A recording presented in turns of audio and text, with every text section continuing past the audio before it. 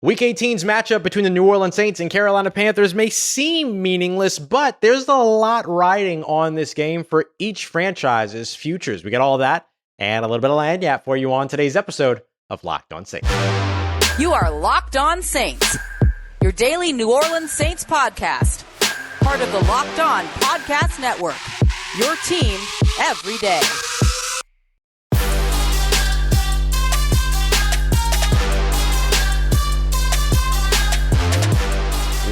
What's going on, everybody? Welcome into another crossover Thursday edition of Locked On Panthers and Locked On Saints, your go-to number one spots for everything you need around your Carolina Panthers or your New Orleans Saints every single Monday through Friday. Part of Locked On Podcast Network, your team every day. Thanks so much, as always, making us your first listen of the day every day. We're free and available on all podcast apps and on YouTube as well. And today we have what might be the crossover for the most meaningless Week 18 game on the schedule. Let's get it. It's Julian Council at Julian Council on Twitter from Locked On Panthers. Myself, Ross Jackson at Ross Jackson Nola from Locked On Saints.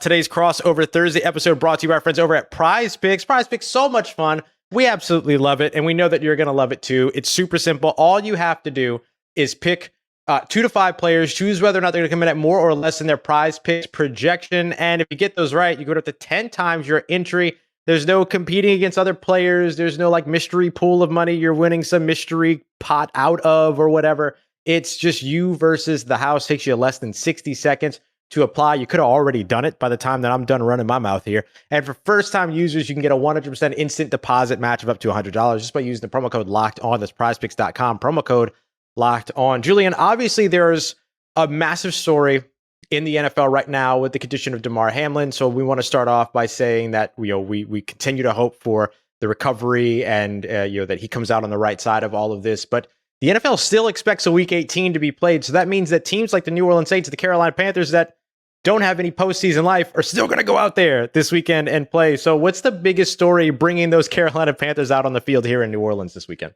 Yeah, Ross, I don't know about you, but I am absolutely fired up for this Week 18 matchup between the Carolina Panthers and the New Orleans Saints. Everything is on the line. And, that's right. Well, not really. This is our Super Bowl, Julian. It'll be fun. Look, the Panthers have a chance to sweep the Saints. And that doesn't happen very often in the last 5 years since the Panthers were the dominant team in the NFC South and they won 3 out of the 3 straight division titles, was in the playoffs 4 out of 5 years back when Ron Rivera was here. And interim head coach Steve Wilks was the defensive coordinator and secondary coach. So it's been a while since the Panthers have been able to have the dominance over New Orleans. So I'm interested to see if that happens. I will say one thing about Damar Hamlin.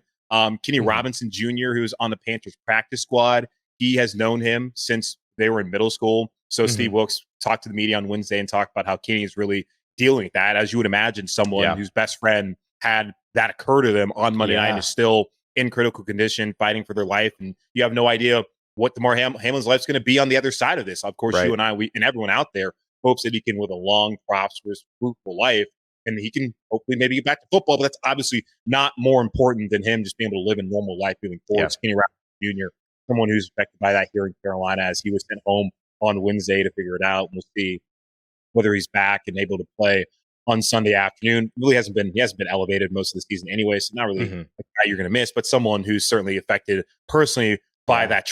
I'm not going to say a tragedy right now, but by a massive scare that we had on Monday night in that game. Now, as far as the biggest story here in Carolina, coach season's already begun, Russ. Oh, yeah, it's that time over there, isn't it? People they're fired up. I got people in my DMs at Julian Council on Twitter asking me like, hey, man, talk about Harbaugh. Oh, I'm seeing this guy down in Greenville, South Carolina is reporting that Steve Wilks is unlikely to get the job. And there's going to be all these other rumors that are going to go on. And the big one this week is, it's not really a rumor, it's a fact. Jim Harbaugh, head coach at Michigan, coming off of his second straight Big Ten title and going to the playoff and losing to TCU. Go Horned Frogs. He had a conversation with Panthers owner David Tepper about the job. Now, it was not a formal interview, but they had a conversation to kind of feel each other out and whether this potentially could develop into an interview and then a long-term relationship as Panthers head coach. So folks are interested in potentially Jim Harbaugh. There's talks and conversation of whether Steve Wilks will maintain the job or really have the interim tag taken off and become the Panthers full-time head coach. in the locker room on Wednesday. You had guys like Sam Darnold who were endorsing him, Bradley Bozeman, who's been outstanding this year as a center of Carolina, Deontay Foreman, who's really had the best year of his career. Oh, man, he's been great. He's been awesome. Like, he's been talking about him as well.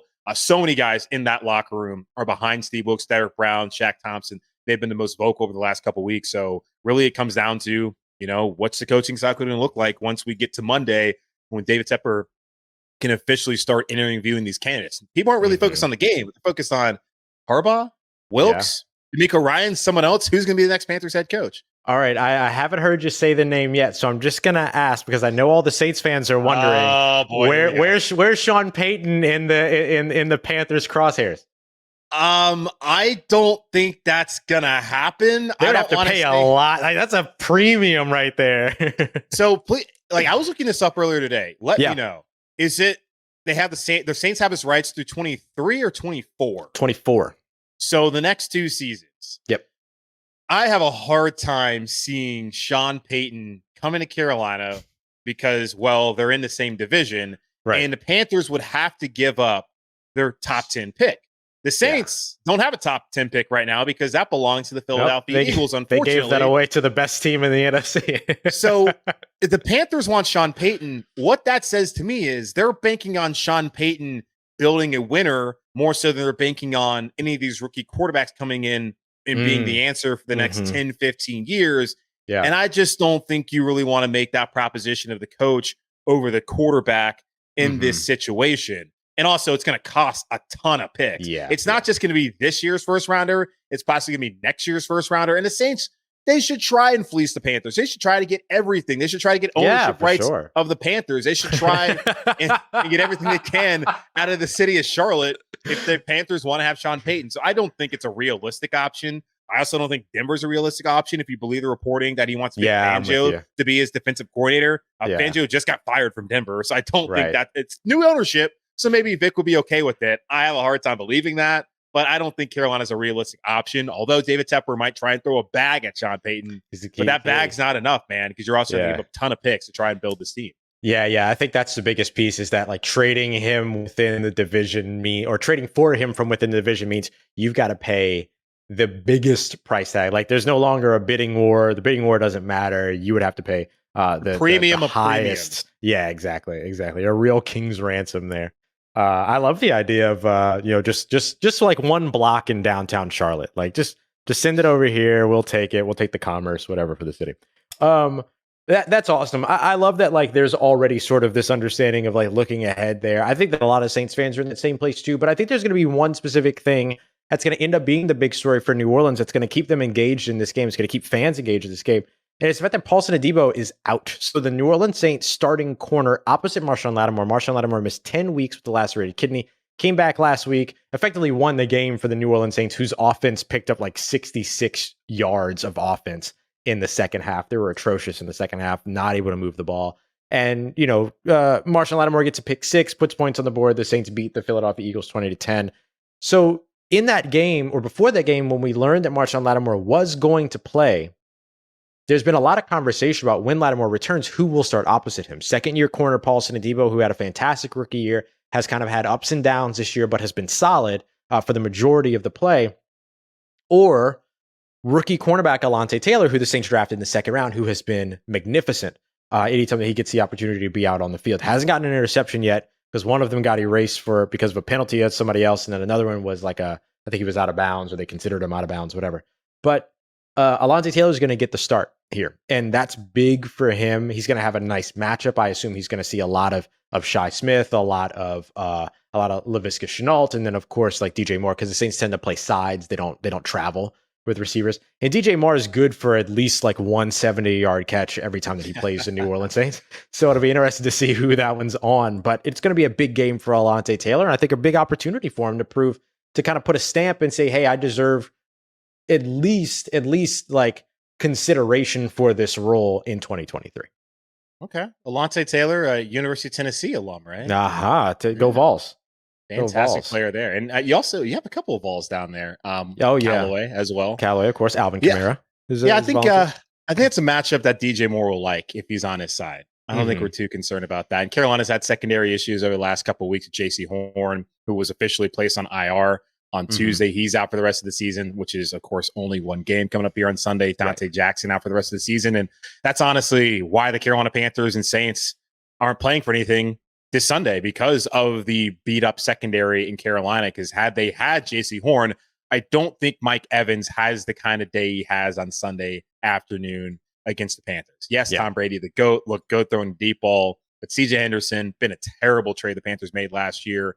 And then Keith Taylor, 5th-round guy out of Washington a year ago. Not like you expect a lot out of him. When you lose your top 2 corners, those are the results. So it'll be interesting to see what Alontae Taylor is able to do in this Week 18, which a lot of times becomes evaluation season. Now, the Saints 100%. Looks like they're going to have the same coaching staff next year, unless there's something that I don't know, maybe that you can tell me. I would imagine some coordinator changes. I would imagine some coordinator changes. Yeah, so Dennis Allen will be back. Maybe Sean Payton comes back in his job. I doubt that's going to be the case. But who knows? There's crazier things have happened. So they're in evaluation season. The Panthers, it's a little bit harder for them to do that because you don't really know who's going to be the coach.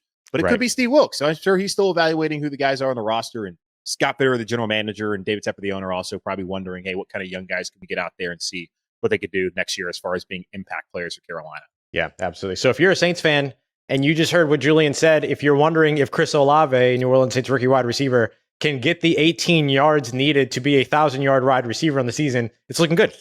It's looking pretty good. Looking pretty good. We've got much more coming up. Julian and I are going to cut up a little bit. We're going to shake up the format for this crossover Thursday. The matchups, who really cares? So we're really going to kind of dive into like the impact of this game and what it could mean. And then when it comes to predictions, we're going to start looking toward the offseason, like what this game could mean for the offseason and how the offseason could play out for both of these teams. So some really interesting stuff coming up for these two division member teams, the New Orleans Saints and the Carolina Panthers. So we got that coming up for you as we continue on with this crossover Thursday here on the Locked On Podcast Network. Today's episode is brought to you by our friends over at Bet Online. There's a line for this game. If believe it or not, the Saints are favored -3.5 for this one. So you can go and if you feel good about that and you want to get in on the final Saints game of the season, the final Carolina Panthers game of the season, great way to do that. There's also tons more. There's still end of year awards that you can bet on. There's still some coaching stuff that you can bet on as well, especially with all the cycle about to get started. And then, of course, the NBA, MLB, NHL, all the other things that are going on around the world of sports as well. So go and check them out today over at Bet Online. They've got all the odds, lines, props, news, scores, podcasts too. We know you love sports podcasts. You should listen to this one. So if you want some others, you can do that. It's the quickest and easiest way to catch up on all the trends and action going on in the betting world. So go and check them out today. BetOnline.net, where the game starts. All right, Julian, continuing on with our crossover Thursday here. Julian Council Locked On Panthers, Ross Jackson Locked On Saints. Thanks for making us your first listen today. Don't forget to go and check out Locked On Sports today as well. Get all the biggest stories around the world of sports with our local experts. You can find that wherever you get your podcasts and on YouTube as well. So let's just, the matchup here is like this game versus the offseason in a way, right? Like how this game ends up impacting these teams. So you mentioned this team wanting to come out to compete for Steve Wilks. Obviously that's one point, but how else does this game impact the Carolina Panthers? I think the impact of this game is far more important for Steve Wilks as far as like whether they win or lose than it is as far as the draft pick. And I know a lot of Panther fans are going to be thinking to themselves, please don't win. For the love of God, all we want to do is move up in the draft, get closer to that quarterback. If you look at it right now, like number one overall is going to be Houston. If they're smart, they'll take Bryce Young. The Colts are going to be right there behind them. And I'm imagining they're going to want to bring in a rookie quarterback, likely CJ Stroud. Now, Jim Harbaugh is the Colts coach. Maybe not since he's a Michigan guy.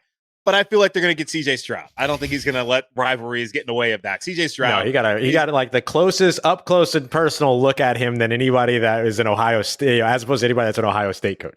Yeah, so Stroud's not going to be there at 6 or 7 or 8. Right now, the Carolina Panthers sit at 9. They're going to have to trade up. So I don't think it matters whether they win or lose as it pertains to the NFL draft and where the Panthers are.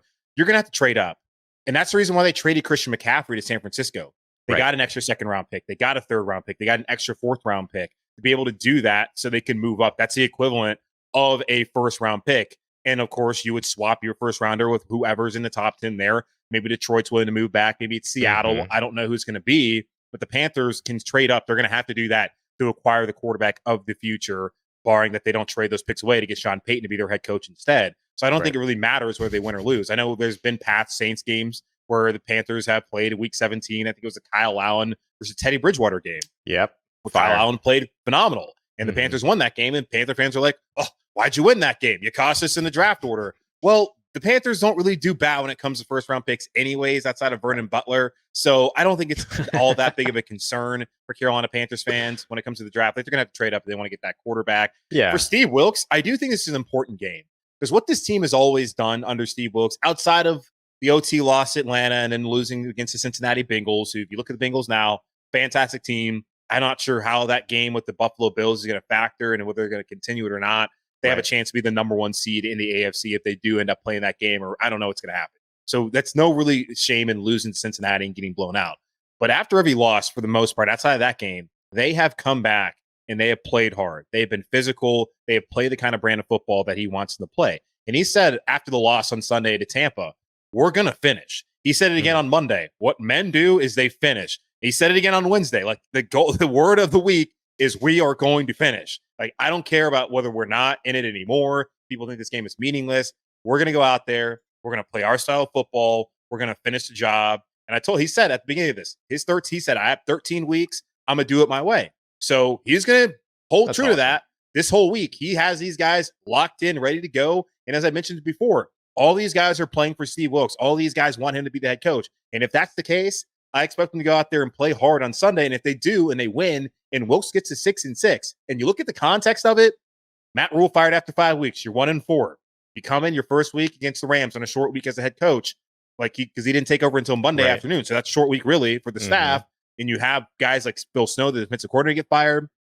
Ed Foley get fired. You have staff changes throughout all of that. And to be able to change the offensive philosophy from that first game where they wouldn't even let PJ Walker throw the ball over across the line of scrimmage to how they've been one of the best running teams since Steve Wilks took over, how Sam Darnold's played some of the best football of his career. And I know he had 3 turnovers on Sunday, but a lot of those weren't necessarily on him. I mean, a couple of them not necessarily on Sam, but still, Sam's played his best football of his career. The defenses look good. He has found an identity for this football team, something that Matt Rule could not do in 38 games. Steve Wilks was able to do in really 3 games as the Panthers head coach. You look at the context of a 6-6 record as the interim head coach. There's a lot to be gained for Steve Wilks as Panthers teams wins the game on Sunday afternoon against New Orleans. Yeah, absolutely. It's so funny to hear you talk about like identity, because I know that was such a big thing for the New Orleans Saints early on, is what's the identity of this team? And I think down the stretch they found it. I mean, they have a chance here to finish off the season, with 4 straight wins. They could be 5-2 in their last 7, which is kind of the reverse of what they started as last year. And so I think that, you look at where they found their identity over the course of these last 7 games, less than 20 points allowed, or 20 points or less allowed over the course of those past 7 games. It's been on the defensive side. Marshon Lattimore winning the game on a pick 6 when the offense gathered 66 yards in the second half, all of those things. So I think that that becomes a big part of what this game is for the New Orleans Saints. So we talk about game impact for the New Orleans Saints. Hey, there's something about momentum going into the offseason. You get people to buy in, you show the winning culture. The guys on expiring contracts want to stick around, or it's easier to get them to stick around. It's kind of a recruiting play in a way, when you're on your biggest stage at the end of the year, that kind of thing. But I also think that just furthering what the identity of this team is and finding what they've got there, I think is going to be huge. Look, you've got Cam Jordan, who is a 12-year veteran who just won Defensive Player of the Week in week 17 of a season where he had an orbital bone fracture. That there's so many things there that show you how much this team has continued to fight deep into the season. So all the things you're discussing in terms of valuing a team's fight toward the end of the year in favor of Steve Wilks, a lot of that speaks in favor of Dennis Allen as well. And so I think if the expectation is that Dennis Allen's going to be back in 2023, you want to make sure that you continue to establish who you are as a team and going out there and finishing. And I think finishing strong. And so I look at that part. I look at, the New Orleans Saints defense has been outstanding. They allowed, like I said, 20 points or less in the last 7 games. That hasn't happened since these guys were here, Julian, the Dome Patrol and everything. So that's a huge boost to what that defensive identity was supposed to be. And a defensive identity that has still not and in the preseason, there was an assumed secondary to start this season. Marshon Lattimore, Paulson Debo on the outside, Bradley Roby in the slot. And then at safeties, Marcus May and Tyrann Mathieu. Those 5 guys have not played a single snap together all season. And now they won't, because Paulson Debo is not playing in the week. So that assumed starting 5 in their secondary will not play in a single snap together in 2022. So they've had to change things, move things around, like all of this other stuff. And so and that's not an excuse for losses, right? I mean, they've won games despite that, but it's just about identity, right? And figuring out who they are and all of that. So I think like a week 18 game like this, where a lot of people are going to look at it, like we're making jokes about how it doesn't matter, everything like that, because it doesn't, but like in the grand scheme of things, but for these teams individually, these organizations individually, massive impact in terms of how these two teams can walk away. Yeah. And even before the game gets played, just the fact that you have that kind of rhetoric coming out of the Panthers locker room on Wednesday about how they want to go out here and play hard, how they want to finish the job, that they're still locked in, even though they missed their opportunity to have this be a meaningful game and to play this game on the road and be able to go to the playoffs if they were to beat the Saints. Had they beaten the Buccaneers, that tells me everything about Steve Wilks and what the kind of culture he's been able to build over the last 13 weeks here in Carolina. And that should speak volumes also to the head man there in charge, in David Tepper, as he sees the team is still like, hey, we're still trying to win, man. Like, we're still going out here and we're still battling for each other, for the head coach. Like, that, to me, that says all that you need to know about Steve Wilks as a leader and whether he deserves this job here in Carolina. It's not that he deserves it. I think he's definitely earned it. And I've said he hasn't earned it. It's not necessarily he's earned a job in Carolina. He's earned a job somewhere in the NFL. Yeah, like, sure. Like, these owners need to like wake up. Anyone else who's trying to fire their coach, look at the job that this guy's done as an interim. He's done a better coaching job than guys who are making millions of dollars be the actual head men. Ain't that the truth? Ain't that the truth? And that's why Nathaniel Hackett didn't make it a year. All right, so coming up next, what we're going to do here is, speaking of the offseason, both of these teams are going to have pretty eventful offseason. So what could the Carolina Panthers, whether you're rooting for them or rooting against them next year, or the New Orleans Saints, whether you're rooting for them or rooting against them next year, look like in 2023? Julian and I are going to break down some of the changes that we could see for both of these clubs over the off season. We got that coming up for you as we continue on and wrap up our crossover Thursday edition, Locked on Panthers and Locked on Saints. Hey, if you're looking for a delicious treat to get your new year started off right, I know you all got New Year's resolutions, trying to make sure that you're in a situation here to where you are like getting fit, snacking right, eating right, all of that. Well, Built Bar is absolutely the way that you got to go. You got to try Built Bar. So whether you got through the holidays and you're looking to maybe eat a little bit healthier, I know I need to get on my January diet, Julian, because my holiday diet was not great. I mean, it was great. It was enjoyable, but it was not healthy for me. So healthy can actually be tasty if you check out Built Bar. We got some incredible flavors like churro, peanut butter brownie, which is one of my personal favorites, coconut almond, which is a hit here on the Locked On Podcast Network, along with a couple of their rotating flavors that you get all the time. So about 130 calories, just 4 grams of sugar, but a whopping 17 grams of protein in each of these bad boys. And now, not only can you find them over at Built.com, but if you've got a Walmart or a Sam's Club local to you, you can find them there as well. So if you go to your nearest Walmart today, you're going to be able to find a 4-box of either cookies and cream, double chocolate, or the coconut puffs, another favorite.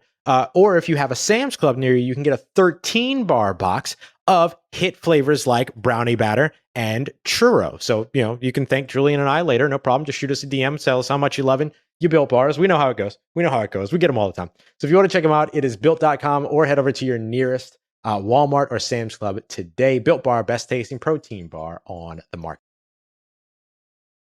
All right, everybody, wrapping up our crossover Thursday episode, Locked on Panthers and Locked on Saints.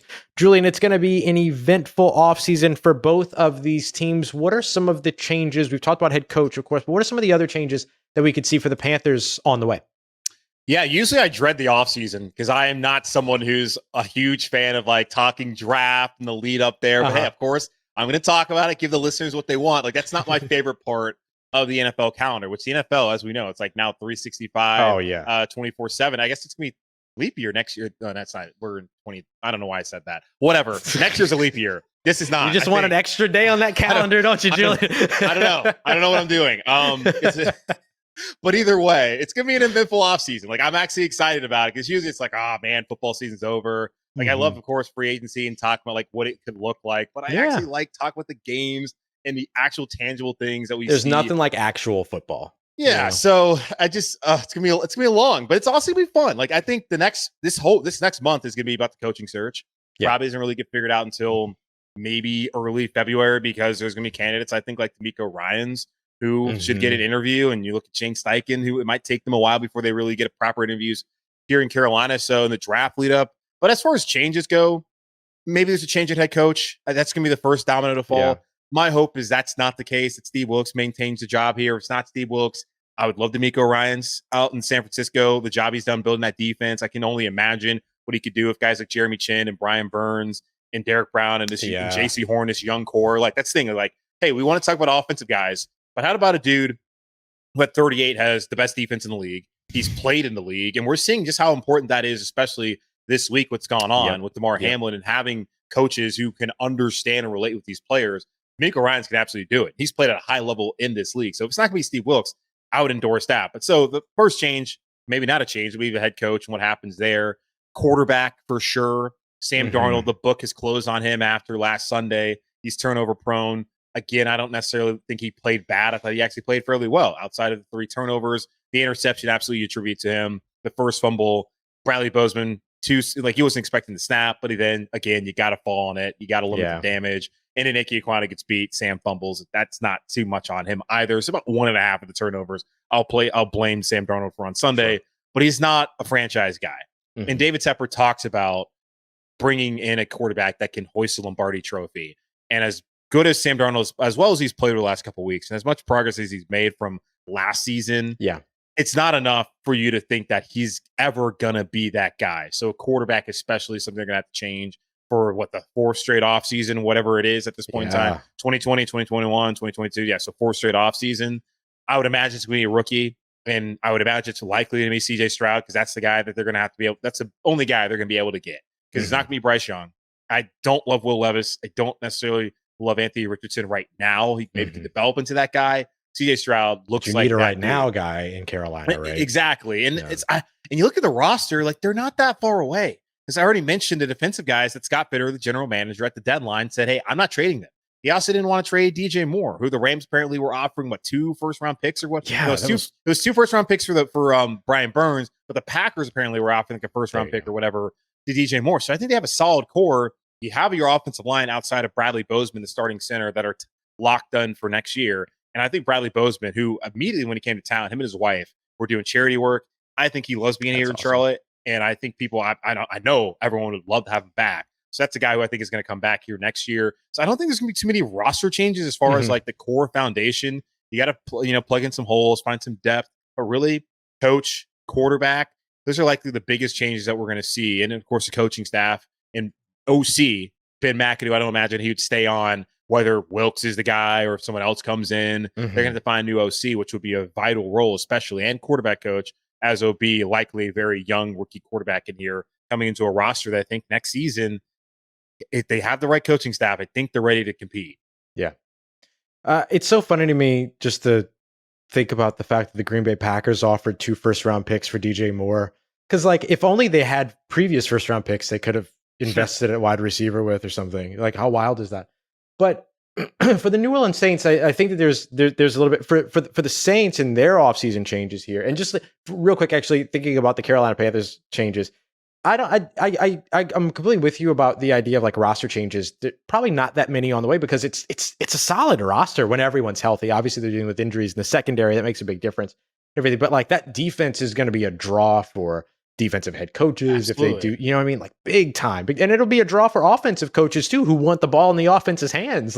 That's the kind of defense you want. That's going to be able to get people off the field. That's going to be able to generate takeaways. That plays kind of that positionless, real ability to confuse the quarterback kind of thing. And the NFC South as a division should have a draw next year for any head coach that wants to come in and go to the playoffs. Their wide first year. Open. It's wide open. There's no, especially if Brady leaves. Yeah. And honestly, even if Brady stays, as we saw this year, but it makes a massive difference if he leaves. It makes a massive difference if he leaves for sure. That'd be quarterback uncertainty at all 4 of these teams in the division. Right. And so if you're a coach and you're okay, that team has a high enough draft pick that I can go and get my guy, and get the guy that I want, and be potentially the only team in that division that has a coach with his guy at quarterback. That's pretty appealing. That's a pretty appealing situation. And that includes Steve Wilks, right? I think for the Saints, the changes won't start at head coach, they'll start at coordinator. I 100% expect, unless Sean Payton is hey, Mickey, what's going on? Miss y'all. Unless that happens and you get a late, Mickey's getting a late you up text, Like, that's not happening. And so for me, like, I don't see any other changes happening at head coach. I think Dennis Allen comes back. He gets a second year. He's on a 4-year contract. It's kind of cost prohibitive to move on from him. And the only way that it makes sense, especially if they win this game, like, you really want to be the team that moves on from a head coach after he goes on a 4-game win streak to end the season. Like, that's not a great situation if he's not your interim, right? If it's his first year as a head coach, good luck getting any viable head coaching candidates while you have that same ownership and that same general manager. And so I just don't think that the Saints are crazy enough to make that mistake unless Sean Payton is returning, because then it's kind of an unprecedented situation, right? The guy that you've invested 15 years in wants to come back. I think more people would be understanding of that. And it doesn't matter anyway, because if he comes back, you can imagine that the Saints would say, you can come back, but you're taking a contract extension when you come back too. You're not just getting 2 years to bounce and go somewhere else. So I don't think that it starts at head coach unless the completely unheralded or unheralded, unexpected happens. So I think the changes start at coordinator. I think offensive coordinator is a position where the Saints have had so much uncertainty. Pete Carmichael has done an excellent job over the course of his tenure in New Orleans, but this year as the play caller, it just hasn't worked. Like, you see key players not on the field at key moments. You see, this idea of like trying to zig and zig when everyone expects you to zag, when zagging probably would have worked. All these other things. Like, there's just been so much of that kind of stuff that, everyone at home, everybody in the league, everybody in media is looking at him going, well, why aren't you doing this? And that's usually a pretty good indicator of, when an offensive coordinator is not in his right spot. So I don't know if he steps back to a different role, or if he leaves New Orleans, or if he goes wherever Sean ends up. All of that's possible. But I do think that the Saints bring in another offensive coordinator next year. But they're not going to be first in line, right? They're not going to be first in line there, because Bill Belichick's going to be able to hire whoever he wants. I'm sure he's probably going to reunite with Bill O'Brien, which is going to be weird, but it'll happen. Snooze. And then if the Chargers move on from Joe Lombardi, then all of a sudden there's an opening there with like one of the best young quarterbacks in the NFL. Any offensive coordinator is going to want to go there.